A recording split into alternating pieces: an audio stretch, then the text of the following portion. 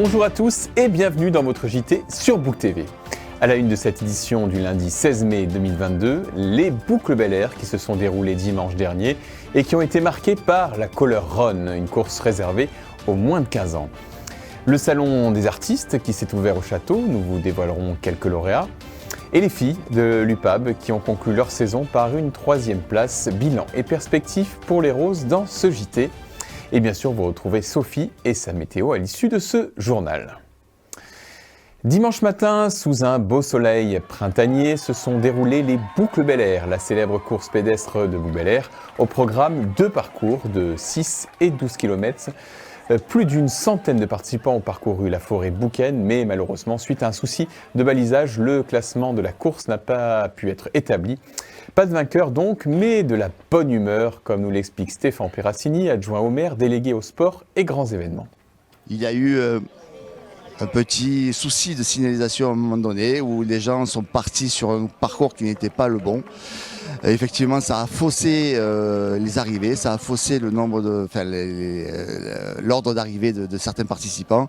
Et à ce titre-là, j'ai pris la décision avec l'ensemble de mes collègues qui travaillent pour cette course d'annuler la course en termes de remise de prix. Et de voir après ultérieurement comment on peut remettre les prix à certaines personnes. C'est une décision qu'il va falloir prendre, qu'il va falloir réfléchir tranquillement, à froid, avec les organisateurs et voir un peu. Mais sinon, au-delà de ça, il faut quand même remarquer que c'était une très belle course. Tout s'est très bien passé, à part un petit blessé qui a été évacué mais sans gravité. Mais je vous le disais, dans les titres, les enfants de moins de 15 ans avaient eux aussi leur épreuve, la Color Run, un parcours de 1 km avec une originalité comme vous allez le découvrir dans ce reportage.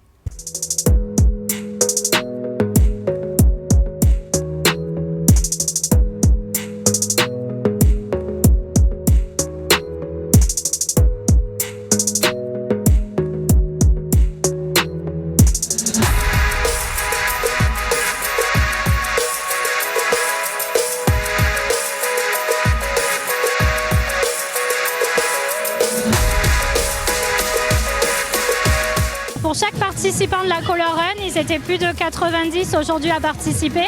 Pour la première, pour les 8-15 ans, une fois que les enfants sont arrivés sur la ligne d'arrivée, ils ont reçu une petite médaille, en plus du kit Color Run, les lunettes et le t-shirt qui va bien.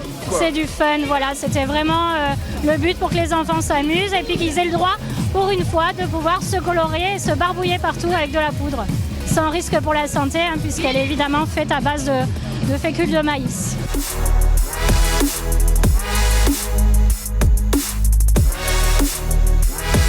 Je suis fatigué, j'ai des points de côté partout, mais c'était vraiment une belle expérience et j'ai adoré ça. Franchement oui, c'était fatigant, mais franchement il y avait pas mal d'adrénaline et c'était sympa.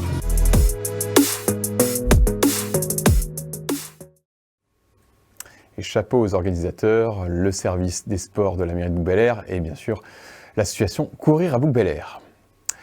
Comme chaque année, la bibliothèque de Book Bel Air organise son prix des lecteurs avec, pour cette édition, Quel cinéma comme thème. 6 textes sont à lire sur le site de la bibliothèque et les lecteurs sont appelés à voter pour choisir le meilleur. C'est ce que nous explique Mathieu Pietri, premier adjoint au maire. Oui, écoutez, nous sommes à la bibliothèque pour la 12e édition du prix des lecteurs.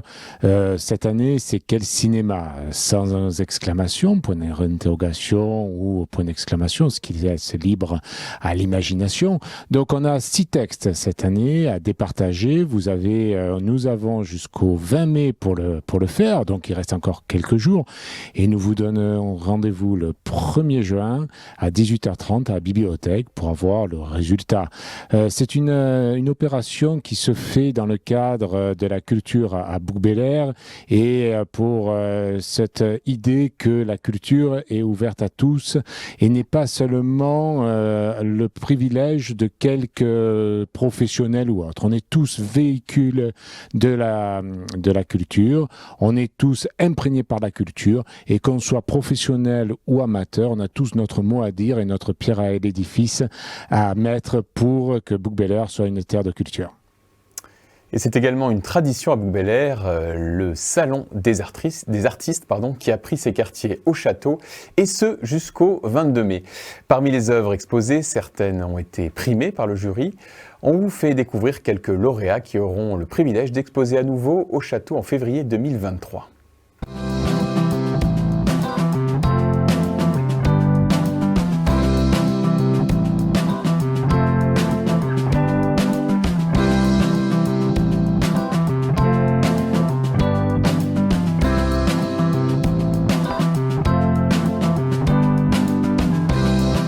Je dessine depuis que je suis tout petit, j'ai commencé à peindre quand j'étais adolescent et c'est quelque chose qui m'a toujours suivi en tant que passion. Donc c'est quelque chose qui me suit et j'ai des périodes où je peins plus ou moins et là c'est une période où j'avais envie de m'y remettre, de faire de l'événementiel.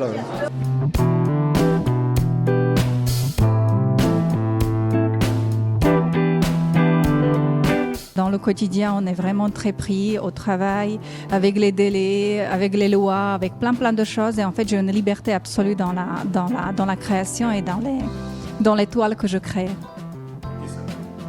Et apparemment, ça plaît. Donc, c'est une distinction énorme. On examine toutes les œuvres ensemble, on en discute. C'est l'occasion d'un petit débat et c'est le coup de cœur. C'est le coup de cœur et... comme toujours, c'est unanime.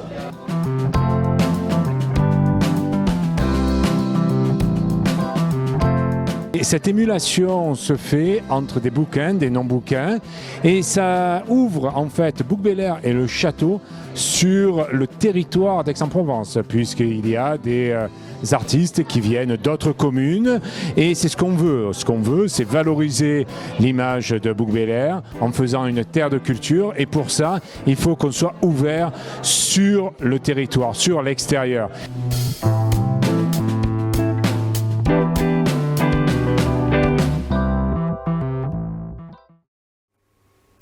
Samedi soir à Guidru, les filles de l'UPAB ont terminé leur saison par une victoire 30-23 face à Narbonne. Les Roses terminent ainsi 3e du championnat de National 1 féminine. Pas de montée à l'étage supérieur donc, mais les joueuses de Thierry Fleurival n'ont pas de regrets et ce sont des sourires qu'il y avait samedi soir.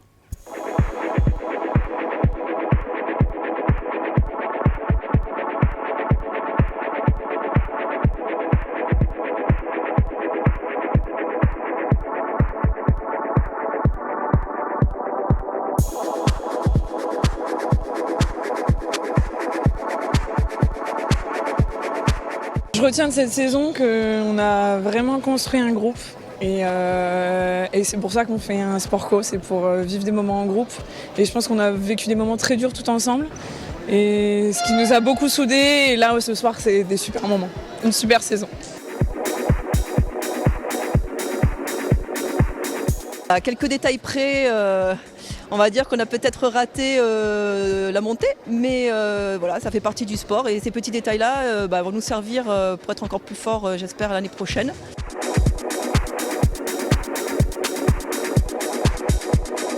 Elles ont donné tout ce qu'il fallait en fait pour arriver à cette place-là. Dommage qu'on ne peut pas aller chercher plus haut.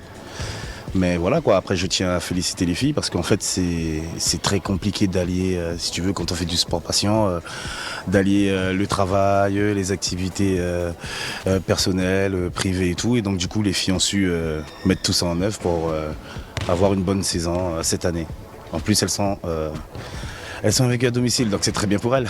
Oui.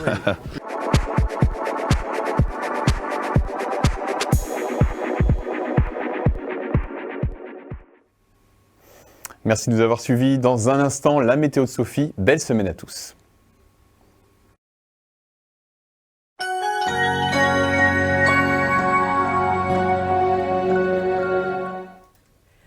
Bonjour à tous. Après un magnifique week-end passé sous le soleil et la chaleur qui a perduré aujourd'hui, nous sommes bien sur la voie de l'été. Alors, est-ce que cette semaine restera sous le signe du soleil? C'est ce que l'on découvre sans plus tarder. Demain, mardi. Eh bien oui, le soleil reste bien présent sur l'ensemble de la journée. Côté température, elles restent elles aussi estivales avec 15 degrés le matin et on atteindra 29 l'après-midi. Nous fêterons les Pascales, une expression qu'on utilise lors d'une échéance indéterminée, à Pâques ou à la Trinité. Cette expression tire ses origines d'une chanson adressée à Lord Churchill, duc de Marlborough, capitaine de l'armée britannique à la fin du XVIIe siècle. C'est lors d'une guerre que les soldats français, le croyant mort, composent la chanson « Malbrook s'en va en guerre ». Dans cette chanson, un passage mentionne « La Trinité se passe, Malbrook ne revient pas ». Voilà comment est née l'expression. Mercredi, même journée que mardi, il fera beau et très chaud. Regardez les températures, 16 degrés pour notre matinée et jusqu'à 30 degrés pour l'après-midi. Il faudra fêter Éric, la flèche du Parthe. Cette expression date du 19e siècle. Elle fait référence au combat de Parthe, anciennement l'Iran, qui faisait semblant de partir, mais tirait des flèches par derrière. Cette locution s'applique aujourd'hui aux personnes qui lancent des attaques par les mots. Jeudi, pas de changement, on garde le soleil et la chaleur. Un léger vent nous rafraîchira un peu puisqu'il sera à hauteur de 45 km/h. Les températures, elles, grimpent encore avec 18 degrés le matin et 31 l'après-midi. Nous sommes tout de même au-dessus des normes de saison avec 8 degrés de plus. C'est Yves qu'il faudra fêter jeudi. Après la flèche du Parthe, enterrons la hache de guerre ou encore fumons le calumet de la paix. Cette expression prend ses origines chez les Indiens d'Amérique. À l'époque, ils avaient pour coutume d'enterrer leurs armes, constituées essentiellement de haches, pour symboliser la fin des rivalités et de la guerre. Quant au calumet, le fait de fumer ensemble, que ce soit au cours des délibérations pour souhaiter la bienvenue à quelqu'un ou pour marquer la fin des hostilités, est un symbole de partage, de souhait, de faire des choses en commun. Or, on ne partage qu'avec des gens auxquels on n'est pas ou plus hostile. Vendredi, pas de changement ni côté ciel ni côté température. Le soleil brillera encore toute cette journée. On perdra un tout petit degré côté température. On débutera à 17 pour arriver tout de même à 29 degrés. Nous fêterons les Bernardins, une expression française très ancienne mais qui n'a connu sa notoriété qu'au XIXe siècle. Faire la courte échelle. Elle signifie aider quelqu'un à franchir un obstacle en formant un échelon avec les mains jointes, le second échelon étant l'épaule. Dans son sens figuré, notre expression française voudra dire aider en payant de sa personne. Notre week-end devrait être très agréable avec un soleil qui nous tiendra compagnie durant ces 2 jours. On dépassera les 30 degrés puisque les températures iront de 17 à 31 degrés. Un temps idéal pour venir nous retrouver durant tout le week-end au jardin d'Albertas. Les célèbres journées des plantes débutent ce vendredi. Notre stand mairie propose à vos enfants un atelier d'origami. Ils pourront réaliser des fleurs et des animaux en papier avec l'aide de nos animateurs. On les attend nombreux. Bonne semaine à tous et à lundi.